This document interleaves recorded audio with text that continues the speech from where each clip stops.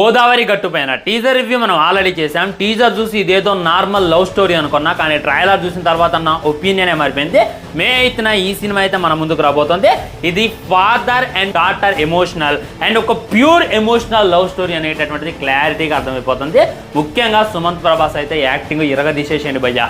Previous మూవీస్తో comparison చేస్తే ఈ సినిమాలో యాక్టింగ్ నెక్స్ట్ లెవెల్ చేయబోతుండు అనేటటువంటిది క్లారిటీగా అర్థమవుతుంది. అండ్ అందరూ లెజెండ్స్ ఉన్నారనమాట.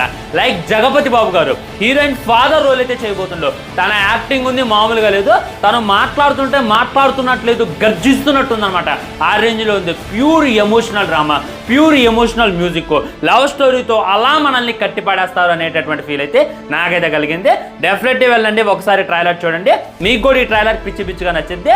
ఈ హాట్ సమ్మర్లో కూల్గా మనల్ని ఎంటర్టైన్ చేయడానికి ఈ గోదావరి గట్టు పైన సినిమా అనేటటువంటిది మన ముందుకు రాబోతుంది. నేనైతే పిచ్చ వెయిట్ చేస్తున్నా. వన్స్ వెళ్ళి ట్రైలర్ చూడండి, మీరు నాకన్నా ఇగ్గల్ని వెయిట్ చేస్తారు, దాంట్లో డౌటే లేదు.